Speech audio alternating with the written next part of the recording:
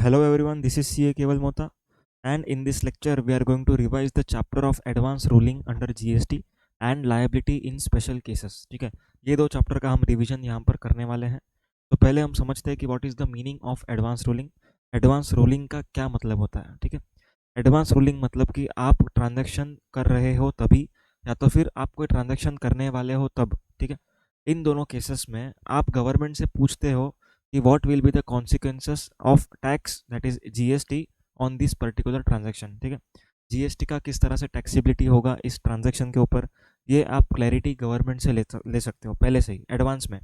Advance में मतलब transaction होने से पहले. ओके, ट्रांजैक्शन खत्म होने से पहले आपने अगर गवर्नमेंट से एडवांस में रूलिंग ले लिया, दैट इज इस ट्रांजैक्शन का टैक्सीबिलिटी इस तरह से होगा, it is called as advance ruling. Okay, अब एडवांस रूलिंग का जो ऑर्डर पास होता है, they are passed by advance ruling authority, that is authority for advance ruling. Clear है. And authority for advance ruling में कौन से मेंबर्स होते हैं. ठीक है, CGST का एक मेंबर होता है, SGST का एक मेंबर होता है, and they are of the post higher than joint commissioners. ठीक है, जॉइंट कमिश्नर या उसके ऊपर के रैंकिंग के पर्सन लोग होते हैं उस अथॉरिटी में. क्लियर है, authority for advance ruling. Okay, so let us read the lines over here. And advance ruling helps the applicant in planning his activities. ठीक है, अगर आपको किसी ट्रांजैक्शन का टैक्सेबिलिटी नहीं पता है, ओके, तो आप लोग MRP सेट प्रॉपरली नहीं कर पाओगे. ठीक है, क्या आपको प्रॉपरली रिकवर कितना करना है अगर आपको पता ही नहीं, आप क्वांटिफाई नहीं कर पा रहे हो, तो आप कैसे रिकवर करोगे. ठीक है, इसमें हो सकता है कि आपका खुद का लॉस हो जाए. ठीक है, तो इसीलिए आप लोग क्या करते हो, हम पहले से ही एडवांस रूलिंग अप्लाई कर देते हैं कि ट्रांजैक्शन पे सर्टेनिटी हासिल हो जाए. गवर्नमेंट का क्या व्यू है इस ट्रांजैक्शन के ऊपर, ये हमें पता लग जाता है if we go for advance ruling. Okay, and one more important thing, that advance ruling is only and only binding on the applicant, that applicant itself, और जुरिस्डिक्शनल, और नहीं, and jurisdictional officer and concern officer, इन लोगों पर ही binding होता है. ठीक है, समझ में आई बात. Next, it brings the certainty in determination of tax liability, as ruling given by advance ruling authority is binding on the applicant as well as government authority. Okay, further it helps in avoiding long drawn and expensive litigation at a later date. ठीक है, आगे जा कर के किसी भी transaction पर बड़ा सा लिटिगेशन होने से बचा जा सकता है if advance ruling is obtained. Clear है. अभी अगर मैं ऐसा कहूँ कि एडवांस रूलिंग मैंने ले ली, ठीक है, एंड देन ऑफिसर को ऐसा लगा कि यार ये तो गलत एडवांस रूलिंग है, ये एडवांस रूलिंग गलत है, SSC के फेवर में चली गई है, रेवेन्यू का लॉस हो सकता है. ठीक है, so in that case that concerned officer और that jurisdictional officer will file appeal before, not appellate authority but appellate authority for advance ruling. ठीक है, there are two different appellate authorities. One is normal appellate authority. ठीक है, उसके वहाँ पर appeal नहीं कर सकते.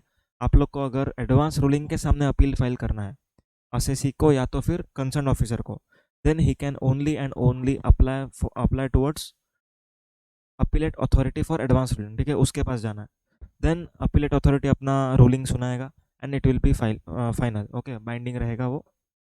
क्लियर है. तो this is a broad procedure, आगे अपन डिटेल में पढ़ेंगे. अब एडवांस रूलिंग लेने के लिए क्या आपको रजिस्टर होना पड़ेगा? Answer is no. Even if you are unregistered you can take advance ruling. Okay, because advance ruling हम कौन से ट्रांजेक्शन्स के लिए ले रहे हैं, विच आर बींग अंडरटेकन, जो ऑन द वे है, दैट इज हमारा ट्रांजेक्शन खत्म नहीं हुआ है बट चालू है. ठीक है, next is propose to be undertaken, हमको फ्यूचर में वो ट्रांजेक्शन करना है, इसीलिए हम एडवांस रूलिंग लेते हैं. क्लियर है. अगर ट्रांजेक्शन हो चुका है तो एडवांस रूलिंग के लिए आप अप्लाई नहीं कर सकते. क्लियर है.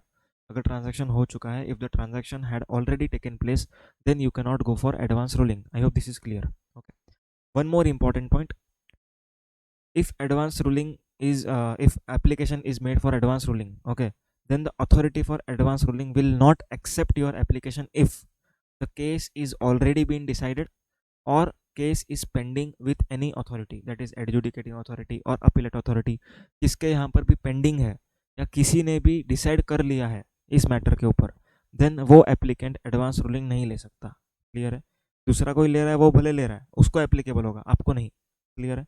Advance ruling is only applicable to that particular applicant and concern officer and jurisdictional officer. ठीक है, इन लोग को ही एप्लीकेबल होता है.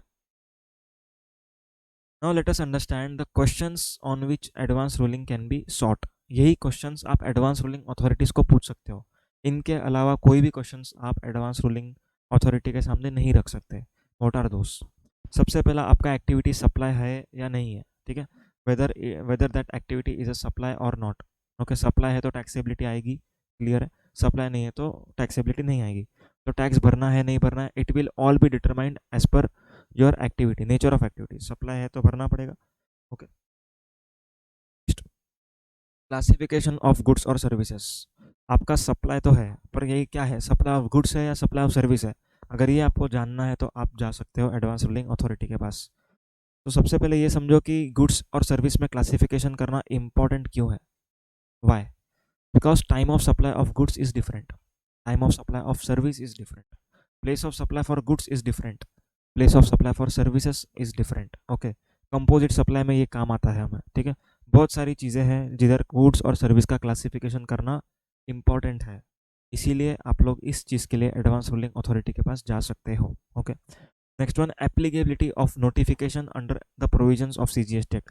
आपको कोई नोटिफिकेशन एप्लीकेबल है या नहीं है, ये आप एडवांस रूलिंग से कंफर्म कर सकते हो। Next is time and value of supply, time of supply and value of supply, not place of supply. Place of supply matter के लिए आप एडवांस रूलिंग अथॉरिटी के पास नहीं जा सकते हो। The reason is because this is a state level authority. Maharashtra का advance ruling होता है, कर्नाटक का है, तेलंगाना का है, तमिलनाडु का है, ठीक है। हर स्टेट का अपना अपना एडवांस रूलिंग अथॉरिटी है, ठीक है। एंड अगर हम प्लेस ऑफ सप्लाई मैटर के लिए गए तो हर जो स्टेट रहेगा वो बायस बन जाएगा, ठीक है। बायस्ड मतलब इट विल बी डिफरेंशिएटेड कि यस मेरा ही स्टेट प्लेस ऑफ सप्लाई, ऐसा हो सकता है, ठीक है। इसीलिए इसीलिए प्लेस ऑफ सप्लाई के मैटर पे एडवांस रूलिंग अथॉरिटी ऑर्डर नहीं सुना सकती है। You cannot ask the question of place of supply before advance ruling authority. I hope this is clear. Okay, next is admissibility of ITC. अगर आपको ITC मिलेगा या नहीं मिलेगा इस पे क्वेश्चन है, then you can go for advance ruling, आप ले सकते हो। Next is determination of liability to pay tax on any goods or service, ठीक है। इन गुड्स और सर्विस पर लायबिलिटी का डिटर्मिनेशन करना है आपको, ठीक है। Determination of liability to pay tax on any goods or services, मतलब आपको लायबिलिटी का determination in the sense CGST SGST लगेगा या आईजीएसटी लगेगा, ठीक है। कौन सा लायबिलिटी लगेगा, तो ये आप जा सकते हो, ऐसा यहाँ पर लिखा हुआ है। लेकिन जो लायबिलिटी होती है it is dependent upon two things, that is location of supplier and place of supply. But for place of supply matter you can not go for advance ruling. Okay, so इस transaction के लिए क्या आप जा सकते हैं क्या? तो this is a litigatory matter. Okay,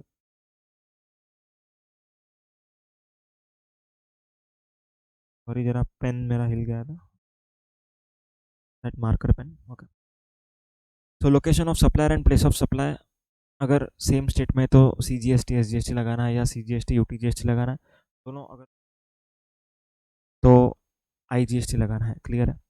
but ये डिटरमाइन करना है आपको कि ये liability to pay tax, determination of liability.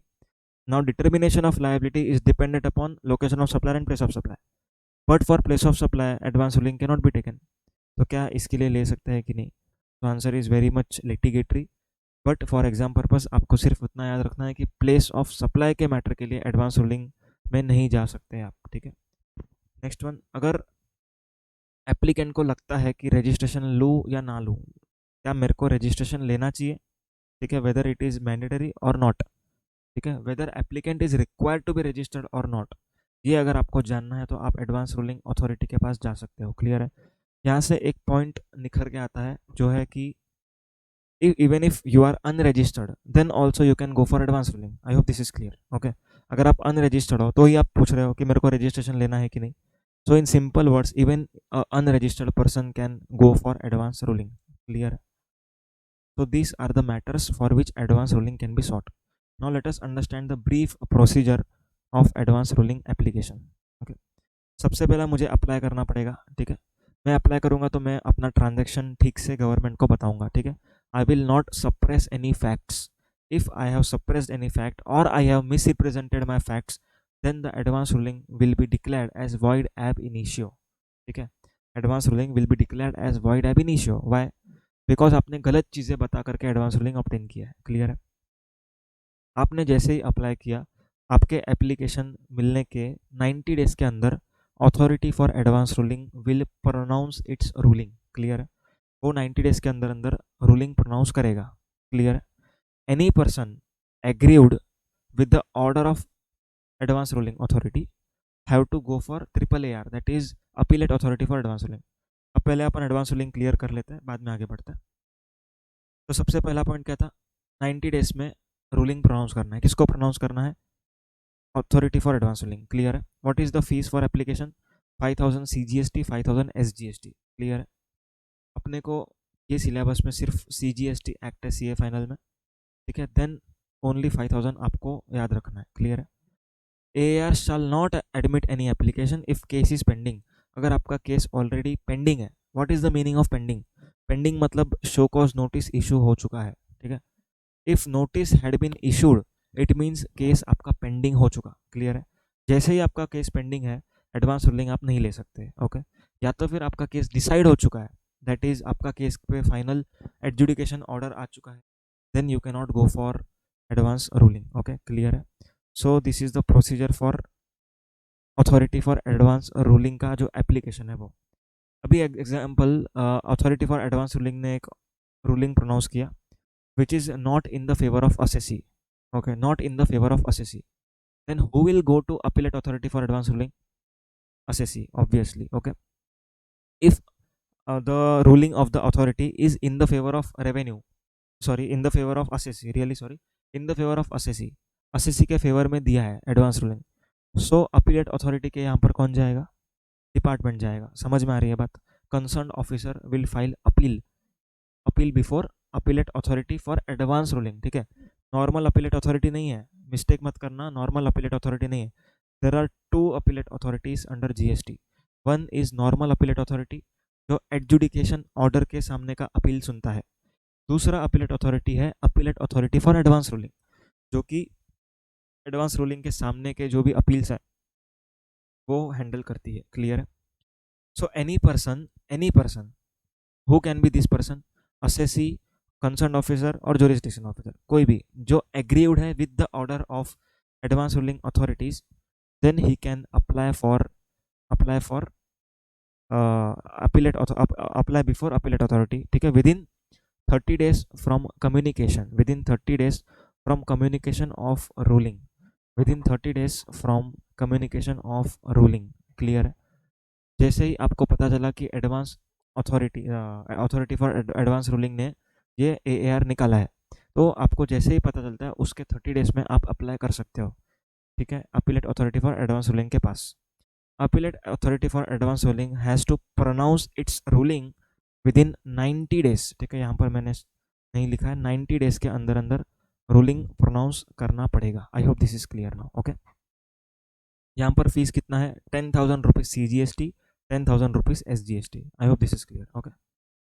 Now let us understand few important points in this regard. AAR shall forward the copy of application. ठीक है? AAR shall forward the copy of application to the concerned officer and call upon the records. ठीक है? जैसे ही अगर आपने apply किया तो आपके कंसर्न ऑफिसर को, ठीक है, आपके कंसर्न ऑफिसर को AAR जो अथॉरिटी है, that is authority for advance ruling, वो आपका एप्लीकेशन भेजेगी। ठीक है? इस पर्सन ने मुझे अप्लाई किया है, तो आप चेक करके बताओ कि क्या इसके सामने केस पेंडिंग है या आपने केस ऑलरेडी डिसाइड किया हुआ है। ठीक है? इफ कंसर्न ऑफिसर सेज कि yes there is no pending case nor any case is decided, okay, तो AAR will admit your application. ठीक है? अगर कंसर्न ऑफिसर बोलता है कि इसके सामने केस पेंडिंग है, then advance ruling authority will reject your application. I hope this is clear. पर रिजेक्शन के पहले उसको अपॉर्चुनिटी ऑफ बीइंग हर्ड देना पड़ेगा। Before rejecting any application, opportunity of being heard देना पड़ेगा। The copy of final order shall be given to applicant, concern officer and jurisdictional officer. Okay? अगर final जो ऑर्डर हो जाता है तब एप्लीकेंट को देना पड़ेगा ऑर्डर का copy, concern officer, jurisdiction officer. In most of the cases this both officers are same. Clear? Advance ruling is applicable only to the applicant, concerned officer, jurisdiction officer. Yes, we have already learned. Advance ruling is not applicable if law or facts have been changed. ठीक है?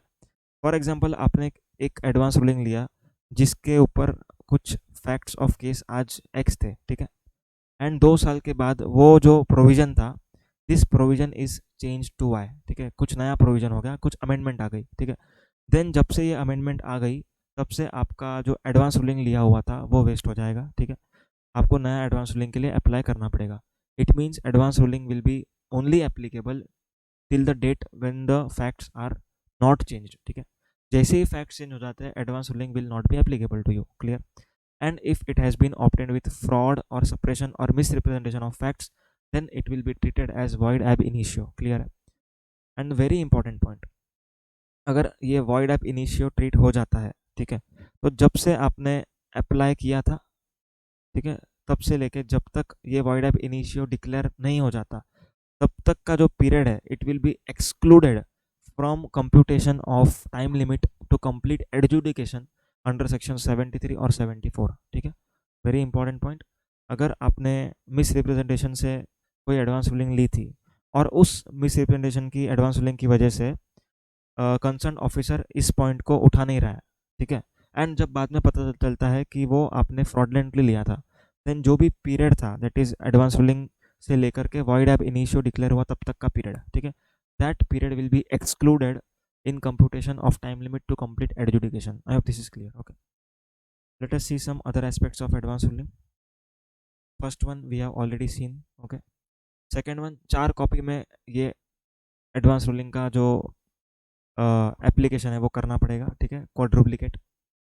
It is not mandatory to be registered at the time of making application, ये हमने already देखा। Non resident can apply with the help of his passport और जो भी documents रहेगा उसके हिसाब से कर सकता है, clear. Fourth point, very important point, the law gives the power to AAR and AAR to amend their order to rectify mistake apparent from the record. अगर एडवांस रूलिंग अथॉरिटी को या तो फिर appellate authority for advance ruling को लगता है कि there is a mistake apparent from the record, then they can rectify those advance rulings already pronounced within 6 months from the date of such order, ठीक है, 6 महीने के अंदर अंदर रेक्टिफिकेशन पॉसिबल है, ओके। एंड अगर रेक्टिफिकेशन करने की वजह से टैक्स लायबिलिटी बढ़ती है तो अपॉर्चुनिटी ऑफ बीइंग हर्ड देना पड़ेगा। Point number 5, application for advance ruling shall not be admitted, ठीक है, ये हमने ऑलरेडी चेक किया है। Very important point, point number 6, if there is a difference of opinion between two members of AAR, अगर authority for advance ruling, ठीक है, उसमें डिफरेंस है दोनों मेंबर में, दो मेंबर कौन होते हैं, एक CGST का ऑफिसर होता है, एक SGST का ऑफिसर होता है, जॉइंट कमिश्नर या उसके अबव के रैंकिंग वाले, क्लियर है। अभी उन दोनों का अगर जो व्यू है वो अलग है, एक जन बोलता है कि ऐसा होना चाहिए, दूसरा बोलता है वैसा होना चाहिए, दोनों का व्यू अलग है, ठीक है। सो इन दैट केस वो जो पॉइंट है, it shall be referred to AAR, ठीक है, appellate authority for advance ruling को ये रेफर करना पड़ेगा, ठीक है। Now appellate authority for advance ruling will be hearing that point, okay, and वो कंक्लूजन देगा। If appellate authority for advance ruling is also unable to come to a conclusion, then it will be deemed that no advance ruling can be given in respect of that matter. I hope this is clear. Okay, next one, recipient cannot apply for advance ruling, very important point। Recipient जो है वो advance ruling के लिए apply नहीं कर सकता unless he has the liability to discharge the tax under RCM, clear है। अगर RCM का लायबिलिटी मेरे ऊपर है और मैं रिसिपिएंट हूँ, then only I can go for advance ruling, okay. If I am a supplier, ठीक है, मैं सप्लायर हूँ एंड मेरा जो टैक्सेशन, मेरा जो liability it is under forward charge, then my recipient can not apply for advance ruling. It is very simple, जिसको tax pay करना है, the one who is a taxable person has to go for advance ruling, okay. Next one, liability to deduct TDS cannot be decided by AAR, ठीक है। It means कि CGST liability होगा TDS का या IGST liability होगा, ये decision नहीं ले सकता, क्यों, क्योंकि this decision is based upon place of supply, okay. However उसको डिडक्ट करना है या नहीं करना है, वो वाला चीज़ तो advance ruling authority determine. I hope this is clear, okay. Here we complete with advance ruling. आपको एक शॉर्ट में प्रोसीजर वापस से बता देता हूँ, एक क्विक रिवीजन हो जाएगा आपका। Applicant has to apply for advance ruling, ठीक है। एडवांस रूलिंग अथॉरिटी को 90 डेज में अपना रूलिंग सुनाना है। 5000 का फीस भरना पड़ेगा एप्लीकेंट को, क्लियर है। CGST 5000, SGST 5000, ठीक है। जो AAR है वो एप्लीकेशन को एडमिट नहीं करेगा if the case is pending और ऑलरेडी डिसाइडेड, ठीक है। Any person who is agreed with the authority of advance ruling का order, then any person that is officer और टैक्स पेयर, दोनों में से कोई भी जो एग्रीव्ड है वो कहाँ जाएगा, appellate authority for advance ruling के पास जाएगा, not appellate authority, appellate authority for advance ruling. Okay, there are two appellate authorities. सो कितने दिन में अपील फाइल करना है, 30 days from the date of communication of order, ठीक है, उसमें 30 डेज का एक्सटेंशन पॉसिबल है। Okay, now authority for advance ruling has to pronounce the ruling with in 90 days of 90 days of application, ठीक है, 90 days के अंदर अंदर रूलिंग उसको देना पड़ेगा, appellate authority for advance ruling को। क्लियर है, advance ruling order is only binding on applicant, jurisdictional officer and concerned officer, clear है, and it is valid till when the facts are not changed, ठीक है, and if you are obtaining that with fraud or suppression of facts or misrepresentation of facts, then it would be treated as void ab initio. I hope this is clear. So here we have completed with the advanced ruling part. Now coming to the liability in some special cases. First case is transfer of business, ठीक है, आपने business बेच दिया, clear है, तो जब तक business transfer होता है, सबसे पहले तो आप ये समझो कि transfer of business as a going concern is a exempt supply as per notification number 12, क्लियर है, notification number 12/2017 central tax rate. Now अगर आपने बिजनेस को ट्रांसफर किया है, okay, and liability is arising for the period prior to transfer, ठीक है, for example 31 अक्टूबर को मैंने बिजनेस को ट्रांसफर किया, ठीक है, I have transferred my business to transferee with effect from 31st October, clear, and liability is pertaining to the month of September, ठीक है, liability is prior to the date of transfer, then in that case for this particular liability transferor and transferee both will be jointly and severally liable for this liability, clear, and after the date that is after 31st October जो भी liability arise होता है, for this liability who will be responsible, transferee will be the responsible person. Okay, next is liability of agent and principal. Okay, it is obviously joint and several liability है, clear है, joint and several का meaning आपको पता है क्या, what is the meaning of joint and several? joint and several मतलब कि दोनों को ही भुगतान करना पड़ेगा, ठीक है, officer can ask any of this to pay, ठीक है, एग्जाम्पल कोई लाइबिलिटी आती है प्रिंसिपल के ऊपर, ठीक है, प्रिंसिपल से हमने 50% रिकवर कर लिया, ठीक है, जो बचा हुआ है वो हम एजेंट से भी रिकवर कर सकते हैं, why, because this is a joint and several liability, clear है, ठीक है, and as per Indian contract act अगर जो भी प्रिंसिपल एजेंट का एग्रीमेंट होगा उसके हिसाब से agent will recover the amount which is recovered from that agent by proper officer from the principal, ठीक है, मतलब एग्जाम्पल अगर ए और B, A is a principal, B is a agent, B से कुछ रिकवरी किया हुआ है प्रॉपर ऑफिसर ने, ठीक है, why, because it is a joint and several liability, but as per the terms of agreement between A and B it is the liability of A, clear है, then B can sue A in the court as per Indian Contract Act to recover the amount of money which B has paid to government, ठीक है, as per these provisions, clear है, मतलब B जो है वो ए को स्यू कर सकता है, it is out of this GST books, ठीक है, जीएसटी में ये सब नहीं आता है, जीएसटी के परस्पेक्टिव ए या तो बी दोनों ही लायबल होंगे, ठीक है, joint and severally liable, clear है, next is transfer as amalgamation और मर्जर, अगर अमालगमेशन आप कर रहे हो, समझो एक्स है वाई है एंड ये दोनों कंपनी डिजोल्व होकर एक्स वाई बनती है, या तो फिर ये दोनों मर्ज होके दैट इज अमालगमेट हो रही है, ठीक है, दैट इज एक्स वाई बन रही है, देन इन दैट केस जो डेट है इफेक्टिव डेट ऑफ अमालगमेशन तब तक के लिए respective companies will be liable, okay, and after the date of merger the amalgamated company would be liable, clear है, next is company in liquidation, जो company का liquidation हो रहा है, क्लियर है, अभी कंपनी का जब लिक्विडेशन होता है तब लिक्विडेटर अपॉइंट होता है, क्लियर है, लिक्विडेटर जैसे ही अपॉइंट होगा उसको उसके अपॉइंटमेंट का इंटीमेशन कमिश्नर को देना होगा with in 30 days of his appointment, ठीक है, जैसे ही मैं अपॉइंट होऊंगा मेरे को 30 डेज में कमिश्नर को बताना है कि यस मैं अपॉइंट हो चुका, ठीक है, मेरे इंटीमेशन के 3 महीने के अंदर अंदर commissioner will notify liquidator to set aside this much sum for this assessee, clear है, इस पर्सन का इतना इतना अमाउंट बाकी आप इतना साइड पे रखो, क्लियर है, ऐसा एप्लीकेशन ऐसा कमिश्नर बोलेगा with in 3 months from the date of such intimation by liquidator, clear है, next point, when a private limited company is not able to clear its dues, जब भी प्राइवेट लिमिटेड कंपनी अपना dues clear नहीं कर सकती, then the director will be held liable, ठीक है, जो भी वो टाइम पे लायबल डायरेक्टर थे, that will be held liable, okay.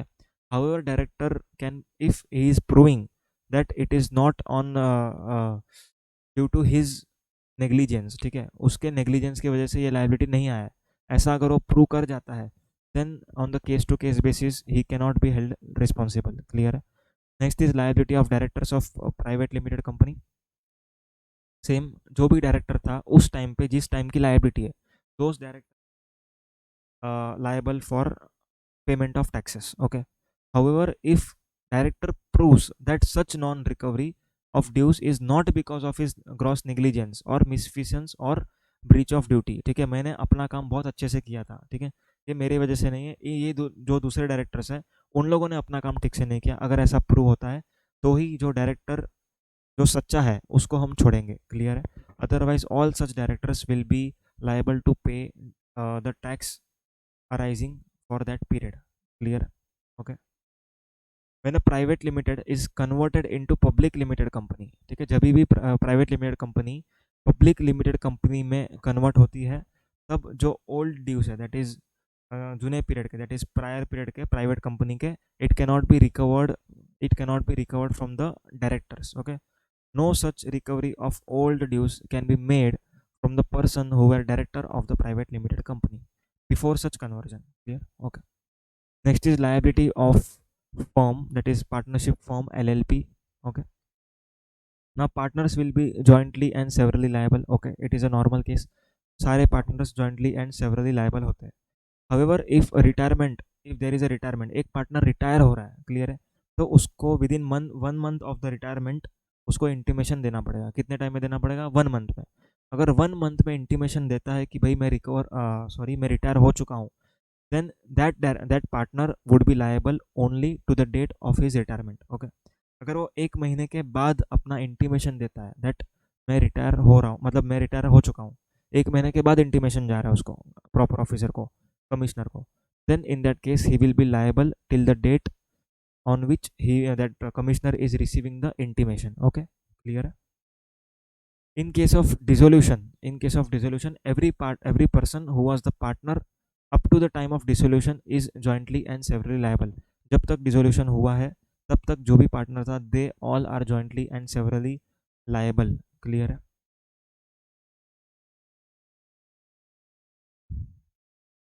Next is liability of guardians, trustees और एजेंट्स ऑफ माइनर और एनी अदर इनकैपेसिटेटेड पर्सन, ठीक है, जो पर्सन कोई इनकैपेसिटी वाला है या माइनर है, उसका जो गार्डियन है, that guardian will be liable, clear है। समझ में आई बात। एग्जाम्पल मैं माइनर हूँ, ठीक है, तो मेरा कोई गार्डियन है जो मेरा इस्टेट का देख रेख कर रहा है, क्लियर है, तो अगर उसमें से कोई लाइबिलिटी अराइज होती है, that guardian will be liable. I hope this is clear, okay. Next is liability of court of ward, general official administration general, official trustee और एनी रिसीवर और manager who controls the estate, ठीक है। For example if some person is not having his dad, okay, और उसके dad ने property रख के गए उस बेटे के नाम पे, क्लियर है। सो इन दैट केस जो भी वो कोर्ट ऑफ वार्ड या तो फिर जो ऑफिशियल रिसीवर है, ठीक है, those persons will be liable for the tax amount if arising any from that property, clear है। however on termination of such guardianship however on termination of such guardianship और that official trustee, ठीक है, जब भी वो termination हो जाता है, then in that case the beneficiary, that is जो बेटा है, that will be liable, beneficiary will be liable, okay. Next is liability in case of death of individual, partnership, partition of HUF, dissolution of firm, termination of guardianship, trusteeship etcetera. Now it is important to note that section of IBC, अभी जो IBC में एक order दिया हुआ है, ठीक है, इस ऑर्डर में गवर्नमेंट का जो ड्यूज है, दैट इज IBC का कॉस्ट पहले पेमेंट होगा, फिर वर्कमैन का ड्यूज होगा, फिर वेजेस का पेमेंट होगा, फिर अनसिक्योर्ड का होगा, and then amount payable to CGSG in respect of past 2 years preceding the date of liquidation will be paid, clear है। तो इस तरीके से लिक्विडेटर जो होता है, जो इनसॉल्वेंसी बैंक्रप्सी कोड के सेक्शन 53 को फॉलो कर रहा है, ठीक है, इस हिसाब से पेमेंट होगा गवर्नमेंट को, क्लियर है। अगर IBC कॉस्ट भर दिया, वर्कमैन ड्यूज भर दिया, वेजेस दे दिया 12 महीने का, अनसिक्योर्ड डेट्स का पेमेंट कर दिया, एंड देन जो भी अमाउंट बचता है, ठीक है, जितना भी उसमें से ड्यूज होगा गवर्नमेंट का, सेंट्रल गवर्नमेंट, स्टेट गवर्नमेंट का, वो पेमेंट होगा। Clear? Okay. Next some important cases. Death of the proprietor. अगर कोई प्रोपरेटरशिप फॉर्म है एंड उस प्रोपरेटर का डेथ हो जाता है एंड बिजनेस कंटिन्यू हो रहा है, then legal heir will be liable for full amount of liability. Clear है? पूरे अमाउंट के लिए लायबल होंगे, फुल्ली लायबल। कब? जब बिजनेस कंटिन्यू हो रहा है। जब बिजनेस कंटिन्यू नहीं हो रहा है तो legal heir will be liable only to the extent of estate inherited. जितना भी उसको विरासत में मिला है उतने के लिए ही लायबल होगा। क्लियर है? Next is partition of HUF और AOP। ठीक है? Each member of the group और group of members shall be jointly and severally liable. जो भी सारे लोग थे up to the time of partition, वो सारे लोग जॉइंटली एंड सेवरली लायबल रहेंगे। डिसोल्यूशन ऑफ फॉर्म हमने ऑलरेडी देख लिया है ऊपर। टर्मिनेशन ऑफ गार्डियनशिप ये भी हमने चेक कर लिया। In case the guardian is carrying business on behalf of ward or trustee who is carrying business under trust on behalf of beneficiary, then on termination of such guardianship, the ward or the beneficiary is liable to pay tax, interest or penalty up to the time of such termination। ठीक है? Termination तक का liability किसके ऊपर होगा? Beneficiary के ऊपर होगा या तो फिर वार्ड के ऊपर। ठीक है? Guardians can not be held responsible for this liability. I hope this is clear. Here we complete with the revision of advance ruling and liability in special cases. Thank you very much.